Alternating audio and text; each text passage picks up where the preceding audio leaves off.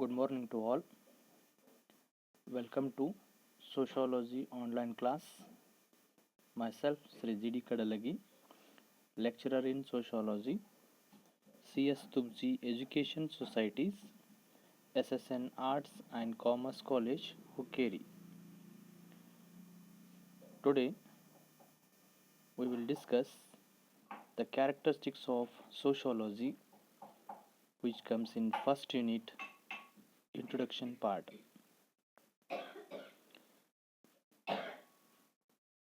ಆತ್ಮೀಯ ವಿದ್ಯಾರ್ಥಿಗಳೇ, ಸಮಾಜಶಾಸ್ತ್ರ ಆನ್ಲೈನ್ ತರಗತಿಗೆ ತಮಗೆಲ್ಲ ಸ್ವಾಗತ ಕೋರುತ್ತಾ ನಾನು ಜಿ.ಡಿ. ಕಡಲಗಿ, ಸಮಾಜಶಾಸ್ತ್ರ ಉಪನ್ಯಾಸಕರು, ಸಿ.ಎಸ್. ತುಬ್ಜಿ ಶಿಕ್ಷಣ ಸಂಸ್ಥೆಯ SSN ಕಲಾ ಮತ್ತು ವಾಣಿಜ್ಯ ಮಹಾವಿದ್ಯಾಲಯ ಹುಕ್ಕೇರಿ. ಇವತ್ತು ನಾವು ಸಮಾಜಶಾಸ್ತ್ರದ ಗುಣಲಕ್ಷಣಗಳ ಕುರಿತು ಅಥವಾ ಸಮಾಜಶಾಸ್ತ್ರದ ಸ್ವರೂಪದ ಕುರಿತು ಚರ್ಚಿಸೋಣ. ಇದು ಮೊದಲನೆಯ ಘಟಕವಾಗಿರುವಂಥ ಪರಿಚಯ ವಿಭಾಗದ ಅಡಿಯಲ್ಲಿ ಬರ್ತದೆ.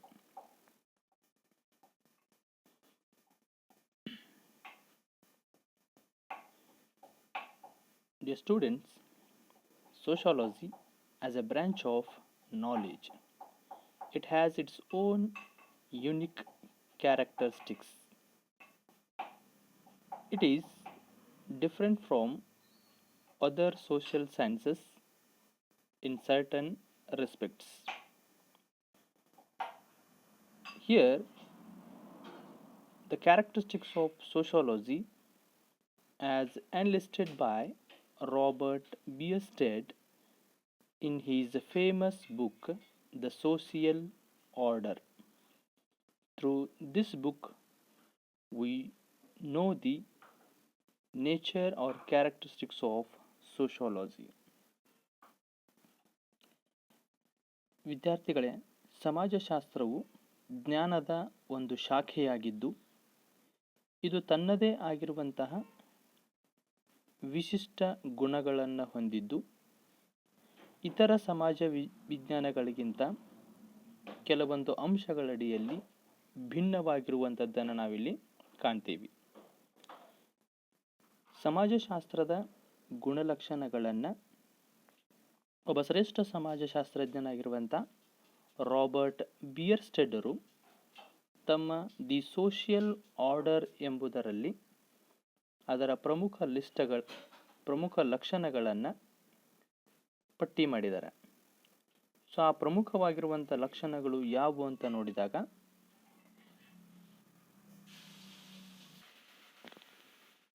First one, sociology is an independent science. So already we know that sociology is introduced by Auguste Comte in 1839. So here it is not treated and studied as a branch of any other science like philosophy or political philosophy. It is an independent science.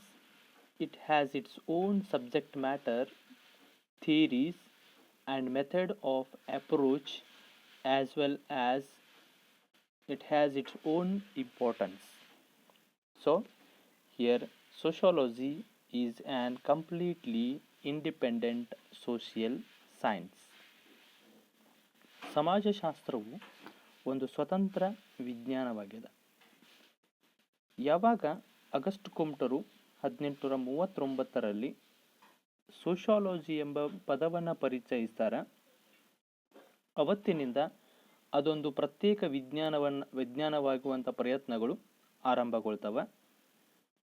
ಇದನ್ನು ಯಾವುದೇ ಒಂದು ತತ್ವಶಾಸ್ತ್ರ ಅಥವಾ ರಾಜಕೀಯ ತತ್ವಶಾಸ್ತ್ರದಂಥ ಇತರ ವಿಜ್ಞಾನಗಳ ಒಂದು ಶಾಖೆಯ ಅಡಿಯಲ್ಲಿ ನಾವು ಅಧ್ಯಯನ ಮಾಡುವುದಿಲ್ಲ ಅಥವಾ ಅದನ್ನು ನಾವು ಪರಿಗಣಿಸುವುದಿಲ್ಲ. ಇದು ಸಂಪೂರ್ಣವಾಗಿ ಒಂದು ತನ್ನದೇ ಆಗಿರುವಂಥ ವಿಷಯ ವಸ್ತುವನ್ನು, ಸಿದ್ಧಾಂತಗಳನ್ನು, ಆಮೇಲೆ ಅಧ್ಯಯನದ ವಿಧಾನಗಳನ್ನು ತನ್ನದೇ ಆದ ಪ್ರಾಮುಖ್ಯತೆಯನ್ನು ಹೊಂದುವುದರ ಮೂಲಕ ಒಂದು ಪ್ರತ್ಯೇಕ ಸಾಮಾಜಿಕ ವಿಜ್ಞಾನವಾಗಿ ಇಂದು ಬೆಳೆದು ನಿಂತದೆ. Then second character is Sociology is a social science. Sociology is a social science, not a physical science. ಸಮಾಜಶಾಸ್ತ್ರವು ಒಂದು ಸಾಮಾಜಿಕ ವಿಜ್ಞಾನವಾಗಿದೆ. ಇದನ್ನು ನಾವೊಂದು ಸಾಮಾಜಿಕ ವಿಜ್ಞಾನ ಅಂತ ಕರಿತೀವಿ ಹೊರತು ಭೌತ ಅಥವಾ ನೈಸರ್ಗಿಕ ವಿಜ್ಞಾನ ಅಂತ ಪರಿಗಣಿಸುವುದಿಲ್ಲ. So already we know that the science classified into two types, natural and social science. So here sociology comes under social science category. It belongs to the social science and not to physical science. As a social science, it concentrates its attention on human life and his social behavior, social activities as well as social life. It is intimately related to other social sciences like economics, political science, psychology and anthropology.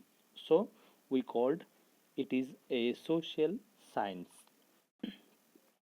ಸಮಾಜಶಾಸ್ತ್ರವು ಒಂದು ಸಾಮಾಜಿಕ ವಿಜ್ಞಾನ ಅಂತ ನಾವು ಯಾಕೆ ಕರಿತೀವಿ ಅಂತಂದರೆ, ಅದನ್ನು ಭೌತ ವಿಜ್ಞಾನ ಅಂತ ಕರೆಯದೆ ಸಾಮಾಜಿಕ ವಿಜ್ಞಾನ ಅಂತ ಯಾಕೆ ಕರಿತೀವಿ ಅಂತಂದರೆ, ಇದು ಎಲ್ಲ ಸಾಮಾಜಿಕ ವಿಜ್ಞಾನಗಳ ಹಾಗೆ ಮುಖ್ಯವಾಗಿ ಮಾನವನ ಜೀವನ, ಸಾಮಾಜಿಕ ವರ್ತನೆಗಳು, ಸಾಮಾಜಿಕ ಚಟುವಟಿಕೆಗಳು ಮತ್ತು ಮಾನವನ ಸಾಮಾಜಿಕ ಜೀವನದ ಮೇಲೆ ಹೆಚ್ಚು ಅಧ್ಯಯನಕ್ಕೆ ಒಳಪಡೋದ್ರಿಂದ ಅಥವಾ ಆ ವಿಷಯಗಳ ಮೇಲೆ ಹೆಚ್ಚು ತನ್ನ ಕಾನ್ಸಂಟ್ರೇಷನನ್ನು, ತನ್ನ ಒಂದು ಒಲವನ್ನು ತೋರಿಸೋದರಿಂದ ಇದನ್ನು ನಾವು ಸಾಮಾಜಿಕ ವಿಜ್ಞಾನ ಅಂತ ಕರಿತೀವಿ. ಅಷ್ಟೇ ಅಲ್ಲದೆ ಇದು ಇನ್ನುಳಿದ ಸಾಮಾಜಿಕ ವಿಜ್ಞಾನಗಳ ಜೊತೆಗೆ ಒಂದು ತನ್ನದೇ ಆಗಿರುವಂಥ ನೇರ ಸಂಬಂಧವನ್ನು ಹೊಂದಿದೆ. ಅದು ಅರ್ಥಶಾಸ್ತ್ರ ಇರ್ಬೋದು, ರಾಜ್ಯಶಾಸ್ತ್ರ ಇರ್ಬೋದು, ಅಥವಾ ಮನಃಶಾಸ್ತ್ರ ಇರ್ಬೋದು, ಆಮೇಲೆ ಮಾನವಶಾಸ್ತ್ರ ಇರ್ಬೋದು. ಸೊ ಇವುಗಳ ಜೊತೆಗೆ ತನ್ನದ ಒಡನಾಟವನ್ನು ಹೊಂದಿರೋದ್ರಿಂದ, ಇವೆಲ್ಲವೂ ಸಾಮಾಜಿಕ ವಿಜ್ಞಾನಗಳ ಅಡಿಯಲ್ಲಿ ಬರೋದ್ರಿಂದ ಸಮಾಜಶಾಸ್ತ್ರವೂ ಕೂಡ ಒಂದು ಸಾಮಾಜಿಕ ವಿಜ್ಞಾನ ಅಂತ ನಾವು ಪರಿಗಣಿಸ್ತೀವಿ.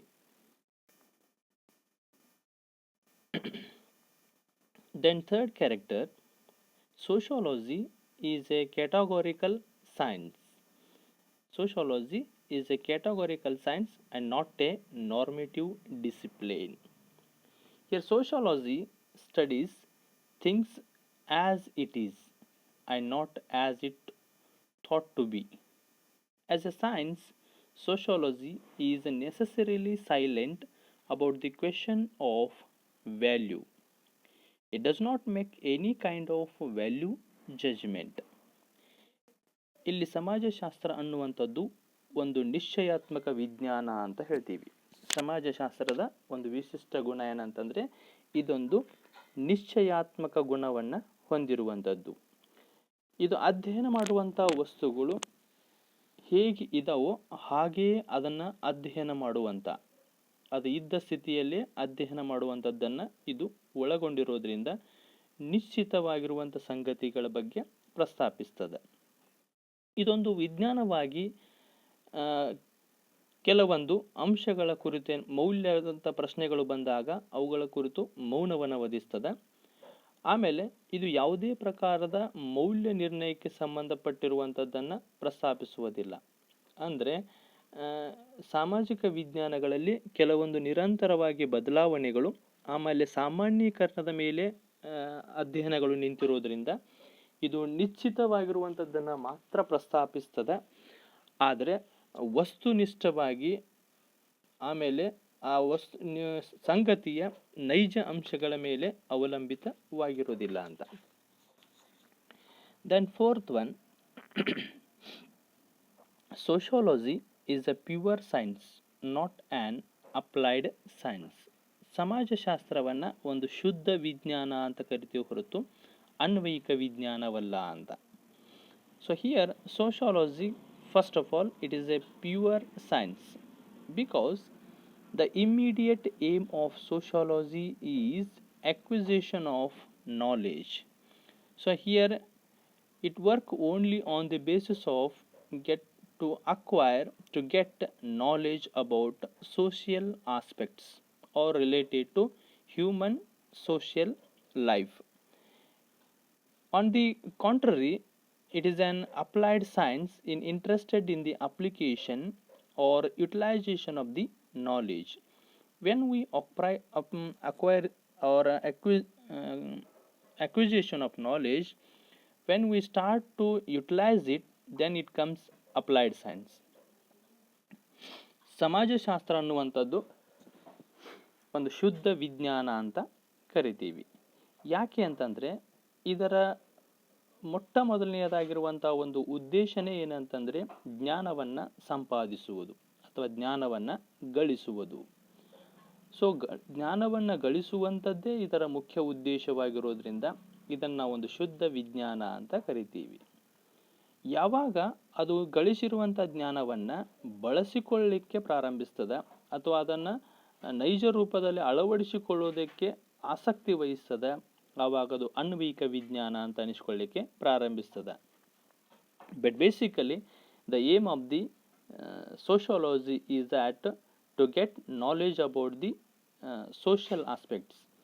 ಸಮಾಜಶಾಸ್ತ್ರದ ಮುಖ್ಯ ಒಂದು ಉದ್ದೇಶನೇ ಸಾಮಾಜಿಕ ಸಂಗತಿಗಳ ಬಗ್ಗೆ ಜ್ಞಾನವನ್ನು ಸಂಪಾದಿಸುವುದು, ಸಮಾಜವನ್ನು ವೈಜ್ಞಾನಿಕವಾಗಿ ಅಧ್ಯಯನ ಮಾಡಿರುವುದು. ಸೊ ಆ ಕಾರಣಕ್ಕಾಗಿ ಇದನ್ನು ಒಂದು ನಾವು ಶುದ್ಧ ವಿಜ್ಞಾನ ಅಂತ ಕರಿತೀವಿ.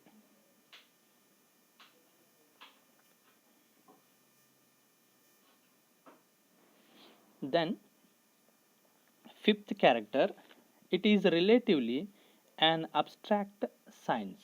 Sociology is an abstract science, not a concrete science. ಸಮಾಜಶಾಸ್ತ್ರವನ್ನು ಒಂದು ಅಮೂರ್ತ ಸ್ವರೂಪದ ವಿಜ್ಞಾನ ಅಂತ ಕರಿತೀವಿ ಹೊರತು ಮೂರ್ತ ಸ್ವರೂಪದ ವಿಜ್ಞಾನವಲ್ಲ. ಸಮಾಜಶಾಸ್ತ್ರವನ್ನು ಯಾಕೆ ನಾವು ಒಂದು ಅಮೂರ್ತ ಸ್ವರೂಪದ ವಿಜ್ಞಾನ ಅಂತ ಕರಿತೀವಿ? Sociology does not confine itself to the study of particular or concrete instance of human events, but it studies the abstract forms of human events and their patterns. So only sociology know the social relationship and the around rules or activities bonded to the some social activities. So we called it is always abstract in nature. ಸಮಾಜಶಾಸ್ತ್ರವನ್ನು ನಾವು ಯಾಕೆ ಅಮೂರ್ತ ಸ್ವರೂಪದ ವಿಜ್ಞಾನ ಅಂತ ಕರಿತೀವಿ ಅಂದರೆ, ಯಾವಾಗಲೂ ಸಮಾಜಶಾಸ್ತ್ರ ತನ್ನಷ್ಟಕ್ಕೆ ತಾನೇ ಅಧ್ಯಯನ ಮಾಡುವಂಥ ವಿಷಯಗಳ ಬಗ್ಗೆ, ಮಾನವನ ಘಟನೆಗಳ ಕುರಿತು ಪ್ರಸ್ತುತ ಸಂಗತಿಗಳನ್ನು ಅಧ್ಯಯನ ಮಾಡ್ತದೆ. ಆಮೇಲೆ ಮಾನವನ ಘಟನೆ ಮತ್ತು ಅದಕ್ಕೆ ಸಂಬಂಧಪಟ್ಟಂಥ ಎಲ್ಲ ಅಂಶಗಳನ್ನು ಇದು ಅಧ್ಯಯನ ಮಾಡೋದರಿಂದ ಅದರ ಸ್ವರೂಪ ಯಾವಾಗಲೂ ಅಮೂರ್ತ ರೂಪದಲ್ಲಿರ್ತದೆ. ಜೊತೆಗೆ ಇದು ಮಾನವ ಸಂಬಂಧಗಳನ್ನು, ಆಮೇಲೆ ಒಂದು ಚಟುವಟಿಕೆಯ ಸುತ್ತ ಹೆಣೆದಿರುವಂತಹ ನಿಯಮ, ಆಮೇಲೆ ಅಂಶಗಳ ಕುರಿತು, ಅದಕ್ಕೆ ಸಂಬಂಧಪಟ್ಟಂಥ ಪ್ರೊಸೀಜರ್ಗಳ ಕುರಿತು ಅಧ್ಯಯನ ಮಾಡುವುದರಿಂದ ಇದು ಯಾವಾಗಲೂ ಅಮೂರ್ತ ಸ್ವರೂಪದಲ್ಲಿರ್ತದೆ. ಸೊ ಸಂಬಂಧಗಳು ಹೇಗೆ ಬೆಳೆದು ಬರ್ತಾವ, ಆಮೇಲೆ ನಿಯಮಗಳು, ಸಂಸ್ಥೆಗಳು ಹೇಗೆ ರೂಪಿಸಲ್ಪಡ್ತಾವ ಅನ್ನೋದ್ರ ಬಗ್ಗೆ ಇದು ಅಧ್ಯಯನ ಮಾಡೋದ್ರಿಂದ ಇದು ಯಾವಾಗಲೂ ಅಮೂರ್ತ ಸ್ವರೂಪದಲ್ಲಿರ್ತದೆ. Then another one, it is a generalizing science. Sociology is a generalizing science. It is not a particularizing science. ಸಮಾಜಶಾಸ್ತ್ರವನ್ನು ಒಂದು ಸಾಮಾನ್ಯೀಕರಣ ಮಾಡುವಂಥ ವಿಜ್ಞಾನ ಅಂತ ಕರಿತೀವಿ ಹೊರತು ಒಂದು ನಿರ್ದಿಷ್ಟವಾಗಿರುವಂಥ ವಿಜ್ಞಾನವಲ್ಲ ಅಂತ, ಅಥವಾ ಸ್ಪಷ್ಟವಾಗಿರುವಂಥ ವಿಜ್ಞಾನವಲ್ಲ ಅಂತ. Sociology tries to make generalizations on the basis of the study of some selected events. Here it only provides or makes generalizations what it studies. It may be social events or other activities which conducted by man. ಸಮಾಜಶಾಸ್ತ್ರವು ಒಂದು ಸಾಮಾನ್ಯೀಕರಣ ಮಾಡುವಂಥ ವಿಜ್ಞಾನ ಅಂತ ನಾವು ಯಾಕೆ ಕರಿತೀವಿ ಅಂತಂದರೆ, ಇದು ಅಧ್ಯಯನ ಮಾಡುವಂಥ ಆಧಾರಗಳನ್ನು ತೆಗೆದುಕೊಂಡಾಗ, ಆಯ್ಕೆ ಮಾಡಿಕೊಂಡಿರುವಂಥ ಘಟನೆಗಳ ಕುರಿತು ಅಧ್ಯಯನ ಮಾಡಿಕೊಂಡಾಗ ಅದು ಸ್ಪಷ್ಟವಾಗಿರುವಂಥ ಒಂದು ಫಲಿತಾಂಶವನ್ನು ನೀಡದೆ ಅದು ಸಾಮಾನ್ಯೀಕರಣಗೊಳಿಸುವಂಥ ಒಂದು ಫಲಿತಾಂಶವನ್ನು ನೀಡ್ತದೆ. ಅದು ಅಧ್ಯಯನ ಮಾಡುವಂಥ ಕುಟುಂಬ ಇರ್ಬೋದು, ಅಥವಾ ಮಾನವನ ಜೀವನ ಇರ್ಬೋದು, ವರ್ತನೆಗಳಿರ್ಬೋದು, ಸಾಮಾಜಿಕ ಪರಿವರ್ತನೆ ಇರ್ಬೋದು, ಸಮುದಾಯಗಳ ಬಗ್ಗೆ ಇರ್ಬೋದು, ಯಾವುದೇ ವಿಷಯವನ್ನು ಅಧ್ಯಯನ ಮಾಡುವಂಥ ಸಂದರ್ಭದಲ್ಲಿ ಅದಕ್ಕೆ ಸಂಬಂಧಪಟ್ಟ ಒಂದು ಸಾಮಾನ್ಯ ಅಭಿಪ್ರಾಯಗಳನ್ನು ನೀಡುವಂಥದ್ದು ಸಮಾಜಶಾಸ್ತ್ರ ಅಂತ. ನೈಸರ್ಗಿಕ ವಿಜ್ಞಾನಗಳಲ್ಲಿ ಅಧ್ಯಯನಕ್ಕೆ ಸಂಬಂಧಪಟ್ಟ ಹಾಗೆ ಸ್ಪಷ್ಟ ಫಲಿತಾಂಶವನ್ನು ನೀಡಿದ ಹಾಗೆ ಸಮಾಜಶಾಸ್ತ್ರ ಸ್ಪಷ್ಟ ಫಲಿತಾಂಶವನ್ನು ನೀಡದೆ ಸಾಮಾನ್ಯ ಫಲಿತಾಂಶಗಳನ್ನು ನೀಡುವುದರ ಮೂಲಕ ಅದನ್ನು ಸಾಮಾನ್ಯೀಕರಣಗೊಳಿಸುವಂಥ ಪ್ರಯತ್ನವನ್ನು ಮಾಡ್ತದೆ. Then it is a general social science. Sociology is a general social science, not a special science. ಸಮಾಜಶಾಸ್ತ್ರವನ್ನು ಒಂದು ಸಾಮಾನ್ಯ ಸಾಮಾಜಿಕ ವಿಜ್ಞಾನ ಅಂತ ಕರಿತೀವಿ ಹೊರತು ವಿಶಿಷ್ಟ ಸಾಮಾಜಿಕ ವಿಜ್ಞಾನ ಅಂತ ಕರೆಯೋದಿಲ್ಲ. Because the area of enquiry of sociology is general and not a specialised. It is concerned with human activities, whether they are political, economic, religious or social in a general way.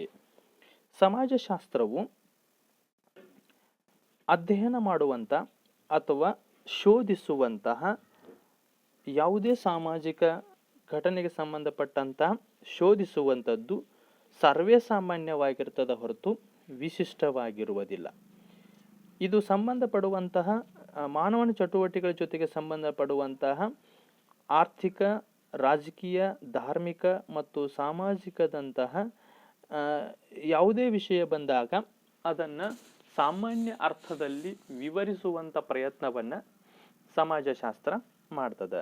ಅದಕ್ಕೆ ಇದನ್ನು ನಾವು ಸಾಮಾನ್ಯ ಸಾಮಾಜಿಕ ವಿಜ್ಞಾನ ಅಂತ ಕರಿತೀವಿ.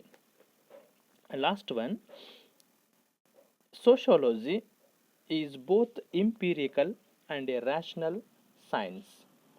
Sociology is an empirical science because it emphasizes the facts that result from observation and experimentation. On another side, it is an rational science because it stresses that role of reasoning and logical inferences. So, sociology is one side empirical as well as a rational science. ಸಮಾಜಶಾಸ್ತ್ರವನ್ನು ಒಂದು ಪ್ರಯೋಗಾತ್ಮಕ ಮತ್ತು ವಿಚಾರ ಪ್ರಧಾನವಾದ ವಿಜ್ಞಾನ ಅಂತ ಕರಿತೀವಿ. ಸಮಾಜಶಾಸ್ತ್ರವನ್ನು ನಾವು ಯಾಕೆ ಪ್ರಯೋಗಾತ್ಮಕ ವಿಜ್ಞಾನ ಅಂತ ಕರಿತೀವಿ ಅಂತಂದರೆ, ಇದು ಅವಲೋಕನ ಮತ್ತು ಪ್ರಯೋಗಗಳ ಮೂಲಕ ನೀಡುವಂಥ ಪ್ರತಿಫಲಗಳು ಕೆಲವೊಂದು ನೈಜತೆಯನ್ನು ಒದಗಿಸುವುದರಿಂದ ಇದನ್ನು ನಾವು ಪ್ರಾಯೋಗಿಕ ವಿಜ್ಞಾನ ಅಂತ ಕರಿತೀವಿ. So society itself and laboratory to sociology. ಸಮಾಜಶಾಸ್ತ್ರಕ್ಕೆ ಇಡೀ ಸಮಾಜವೇ ಒಂದು ಪ್ರಯೋಗಾಲಯವಾಗಿರುವುದರಿಂದ ಸಮಾಜದಲ್ಲಿರುವಂಥ ಘಟನೆಗಳನ್ನು ಅವಲೋಕಿಸುವುದರ ಮೂಲಕ ಅವುಗಳನ್ನು ಪ್ರಯೋಗಕ್ಕೆ ಒಳಪಡಿಸುವುದರ ಮೂಲಕ ಅವುಗಳಲ್ಲಿರುವಂಥ ನೈಜ ಸಂಗತಿಗಳನ್ನು ಹುಡುಕುವುದರಿಂದ ಇದನ್ನು ನಾವು ಪ್ರಯೋಗಾತ್ಮಕ ವಿಜ್ಞಾನ ಅಂತ ಕರಿತೀವಿ. ಇನ್ನೊಂದು ಕಡೆ ಇದನ್ನು ನಾವು ವಿಚಾರವಾದ ವಿಜ್ಞಾನ ಅಂತಲೂ ಕೂಡ ಕರಿತೀವಿ. ಸಮಾಜಶಾಸ್ತ್ರವನ್ನು ಒಂದು ವಿಚಾರ ಪ್ರಧಾನವಾಗಿರುವಂಥ ವಿಜ್ಞಾನನೂ ಅಂತ ಕೂಡ ಕರಿತೀವಿ. ಯಾಕೆ ಅಂತಂದರೆ, ಸಮಾಜದಲ್ಲಿರುವಂಥ ಕೆಲವೊಂದು ಘಟನೆ ಅಥವಾ ಸನ್ನಿವೇಶಗಳ ಕುರಿತು ಕಾರಣ ಮತ್ತು ತಾರ್ಕಿಕವಾಗಿರುವಂಥ ವಿಚಾರಗಳನ್ನು ಕೊಡ್ತದೆ. ಸೊ ಅದು ಕೊಡುವಂಥ ವಿಚಾರಗಳು ಸ್ಪಷ್ಟ ಇರಬಹುದು, ಇಲ್ಲದೆ ಇರಬಹುದು. ಬಟ್ ಅದಕ್ಕೆ ಸಂಬಂಧಪಟ್ಟಂತ ಕೊಡುವಂಥ ಕಾರಣಗಳು, ತಾರ್ಕಿಕ ಅಂಶಗಳು ಒಂದು ವಿಚಾರದಡಿಯಲ್ಲಿ ನಿಂತಿರುವುದರಿಂದ ಇದನ್ನು ನಾವು ಒಂದು ವೈಚಾರಿಕ ವಿಜ್ಞಾನ ಅಂತಲೂ ಕೂಡ ಕರಿತೀವಿ ಅಂತ. ಸಮಾಜದಲ್ಲಿ ಆಗುವಂಥ ಪ್ರತಿಯೊಂದು ವಿಷಯಗಳ ಬಗ್ಗೆ ಯಾಕೆ, ಹೇಗೆ, ಏನು ಅನ್ನುವಂಥ ಒಂದು ಕಾರಣಗಳನ್ನು ಇದು ನಿರಂತರವಾಗಿ ಹುಡುಕುವಂಥ ಅದರ ಬಗ್ಗೆ ವಿಚಾರ ಮಾಡುವಂಥ ಪ್ರವೃತ್ತಿಯಲ್ಲಿ ತೊಡಗಿರೋದ್ರಿಂದ ಇದನ್ನು ನಾವು ವಿಚಾರ ಪ್ರಧಾನವಾಗಿರುವಂಥ ವಿಜ್ಞಾನ ಅಂತ ಕರಿತೀವಿ. So these all are the above mentioned characteristics of sociology highlights that it is an unique general social science. It emerged recently but acquired scientific nature and developed an independent science. ಈ ಮೇಲಿನ ಎಲ್ಲ ಲಕ್ಷಣಗಳನ್ನು ನೋಡಿದಾಗ ಸಮಾಜಶಾಸ್ತ್ರ ಒಂದು ವಿಶಿಷ್ಟ ಸಾಮಾಜಿಕ ವಿಜ್ಞಾನ ಅನ್ನೋದನ್ನು ನಾವು ತಿಳ್ಕೊತೀವಿ. ಇದು ನಂತರದಲ್ಲಿ ಲೇಟಾಗಿ ತಡವಾಗಿ ಉಗಮಗೊಂಡಿದ್ದರೂ ವೈಜ್ಞಾನಿಕ ಸ್ವರೂಪ ಪಡೆದುಕೊಂಡು ಒಂದು ಸ್ವತಂತ್ರ ವಿಜ್ಞಾನವಾಗಿ ಬೆಳೆದು ನಿಂತಿರುವಂಥದ್ದನ್ನು ನಾವು ಇವತ್ತು ಕಾಣ್ತೀವಿ ಅಂತ. ಸೊ ಅದಕ್ಕೆ ಇವೆಲ್ಲ ಲಕ್ಷಣಗಳನ್ನು ನೋಡಿದಾಗ ನಮಗೆ ಸಮಾಜಶಾಸ್ತ್ರದ ಸ್ಪಷ್ಟ ಪರಿಚಯ ಆಗುವಂಥದ್ದನ್ನು ನಾವಿಲ್ಲಿ ಕಾಣ್ತೀವಿ. So next class we discussing another one concept. Thank you.